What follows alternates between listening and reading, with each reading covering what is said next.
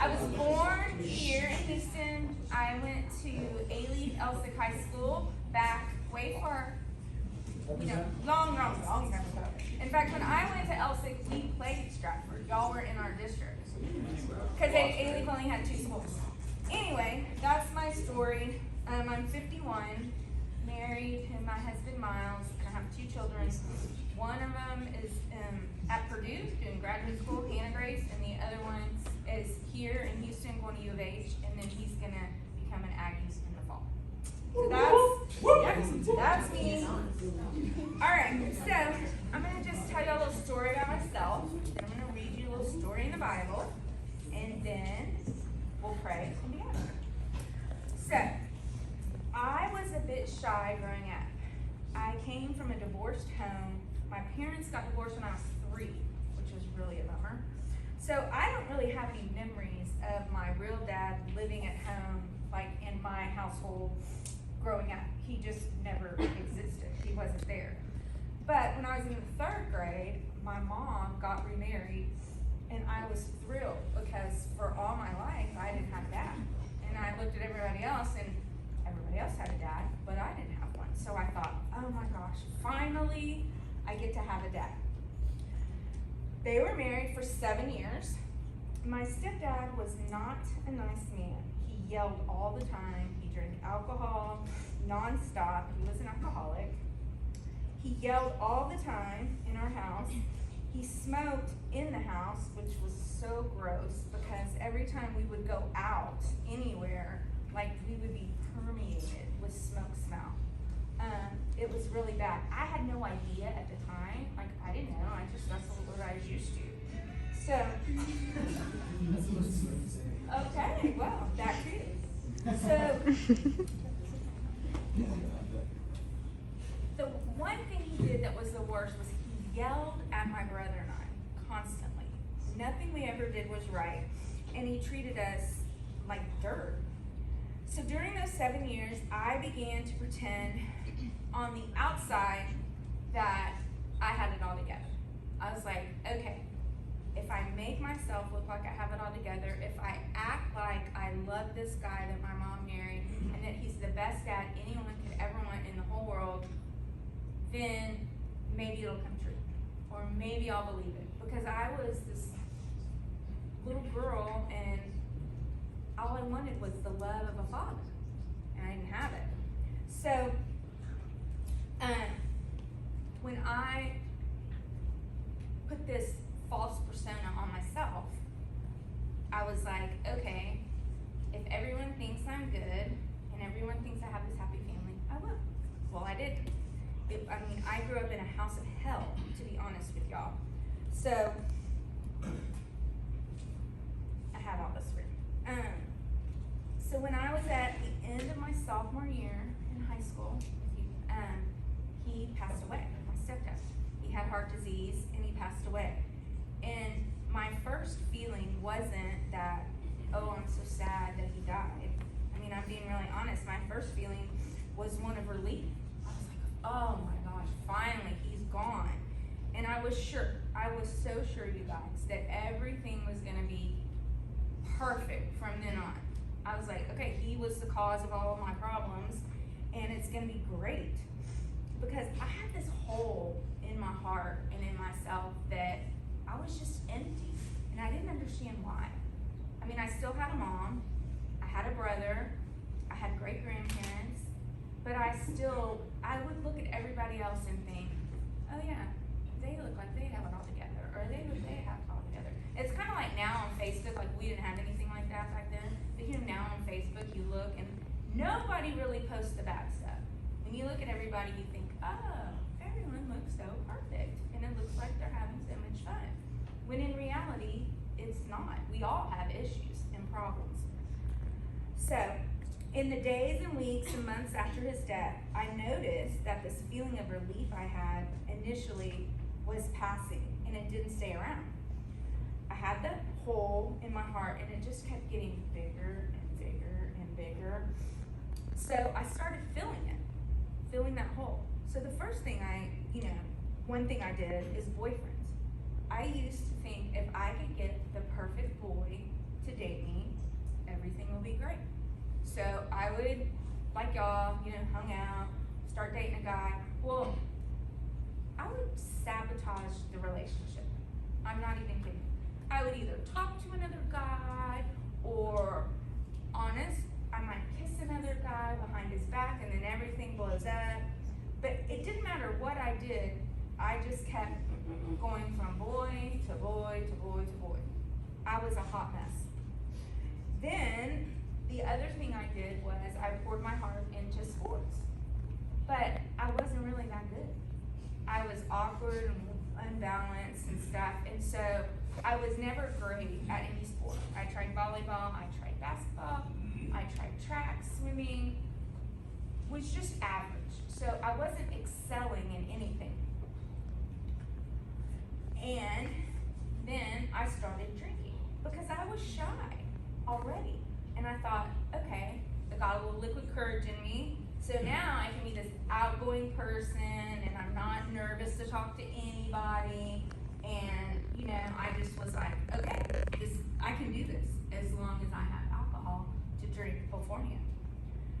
Then I started throwing the parties. So I was throwing parties hoping that the popular people would come and then I could get to know them, and then maybe I would be in their group. And that did work. I mean, they came and I was kind of in their group. I thought I was like on the outside looking in, but I was in. So then, when I was a senior in high school, my grandparents bought me a new car. And it wasn't just any car. It was a Mustang GT convertible 5.0. So, and when I tell you it was nice, it was so nice. It was the first convertible that automatically went back down. Leather, everything. I just, when I drove that thing, everybody looked at me. And when we went to school, the two schools were right next to each other.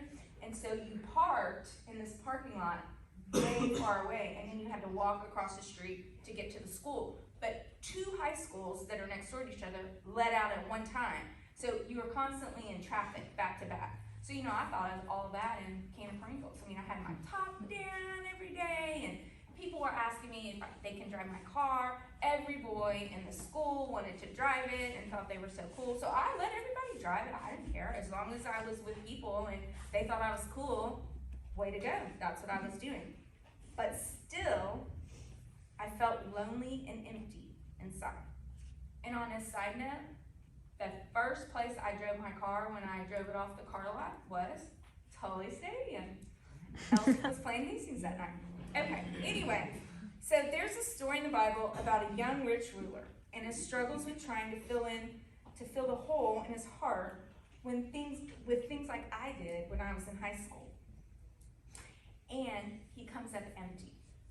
So I want to read in Mark chapter 10, and I want to read you the story of a rich young ruler.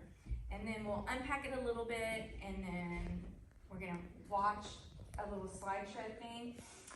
And be patient because it's really good, but it's kind of long. So you just, at the end, I'm not going to talk much more, and then we'll do slideshow. So Mark chapter 10 says, and this is a really old Bible, y'all, so if things fall out, excuse me. And I need these glasses. All right, here we go. The rich young man. As Jesus started on his way, a man ran up to him and fell on his knees before him. "Good teacher," he asked, "what must I do to inherit eternal life?" "Why do you call me good?" Jesus answered. "No one is good except God alone. You know the commandments: do not murder, do not commit adultery, do not steal, do not give false testimony, do not defraud, honor your father and mother." "Teacher," he declared, "all these I have kept since I was a boy." So he's telling him, yeah, I'm the rule follower. I've done those things that everyone asks. Then he goes on to say, Jesus looked at him and loved him. So here he is. He's done everything he can to do the right thing, but clearly, we're not perfect. All of us,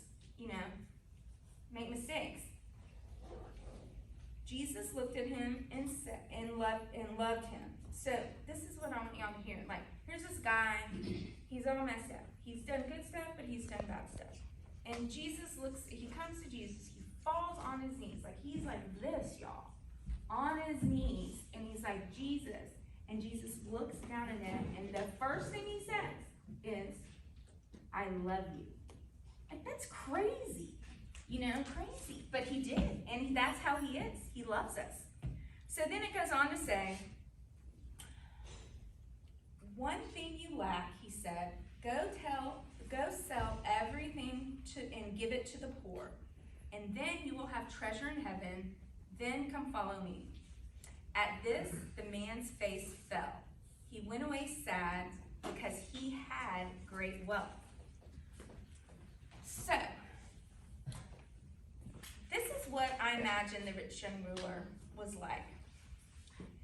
He was the guy who looked like he had it all together on the outside.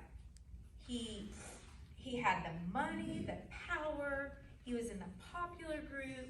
This man was pleading with Jesus. He fell to his knees, like I told y'all and read in the scripture. The man had done everything that he thought was right his entire life. And he told Jesus that. He told him, Jesus, I followed all the rules. The first thing, and as I told y'all, the first thing Jesus does is tell the rich young ruler that he loves him. There was no judgment, no criticism, no unconditional love. And that's how Jesus looks at us, and he looks at you, and he says the same thing. For some of you, you are like the rich young ruler. You already do all the right things. You make good grades. You excel in sports, dance, cheer, theater, band, music, StuCo, anything, student government, anything else I can think of. But you do all that. You obey your parents, and you have good friends. So those are just a few of the things that we do that we think, okay, I'm doing this, so I'm on the right track.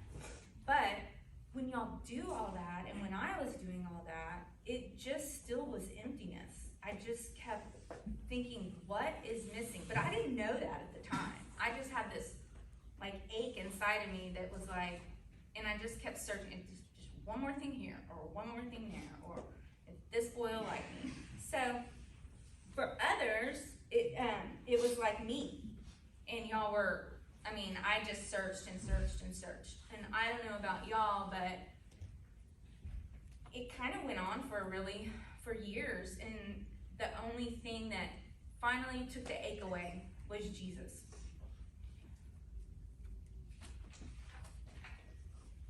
So what I want to close with, is this.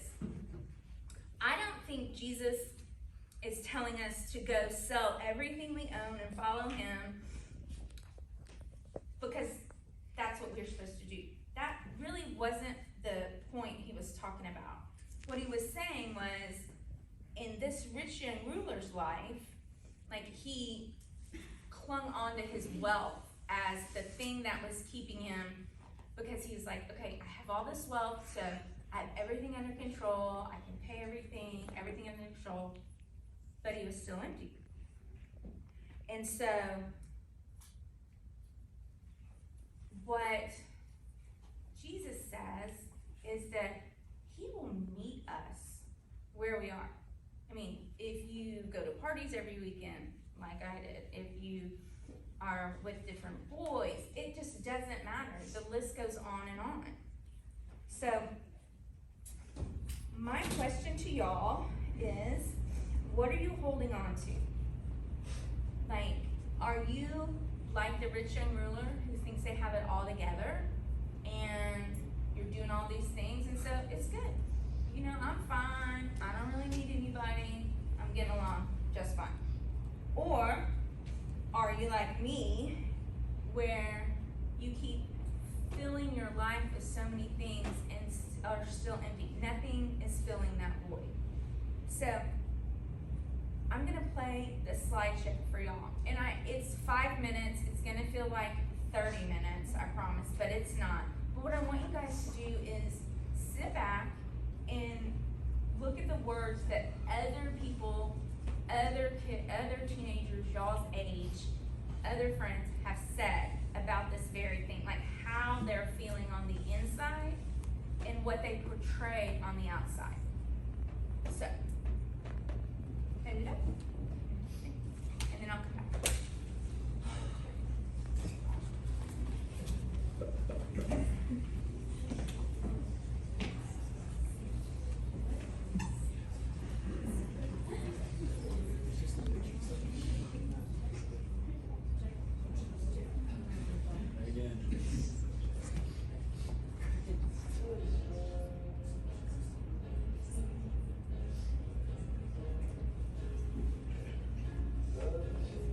Turn it up a little bit. Crank it, turn it up.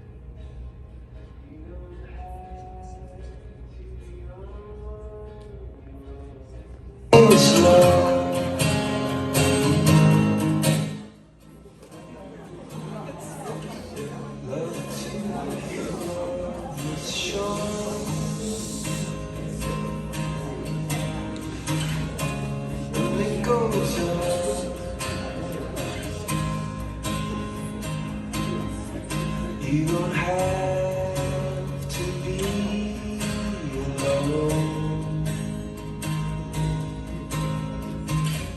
Your heavy heart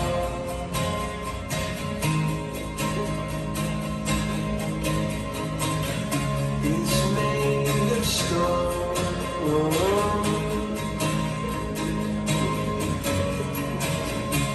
And it's so hard to see.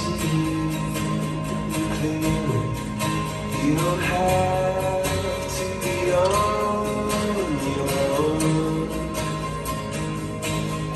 You don't have to be on your own.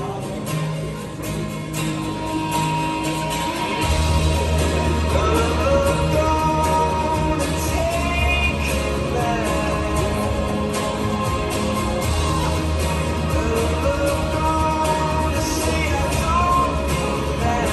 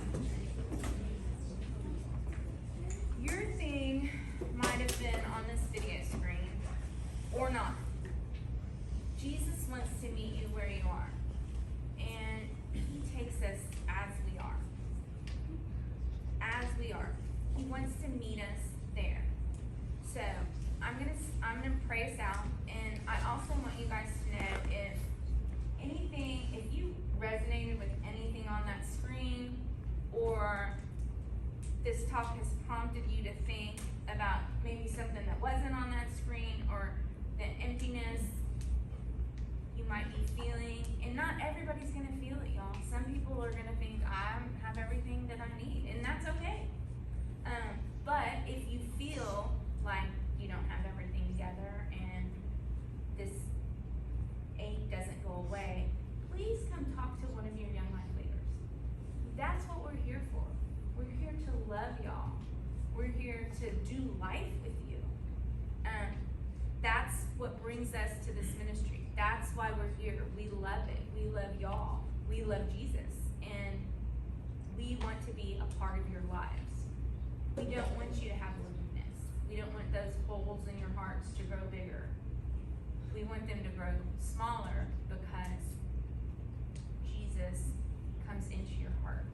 And that's it in a nutshell. I mean, the loneliness, the only thing that can fill that is Jesus. And he desperately wants to do that. Let's close in prayer.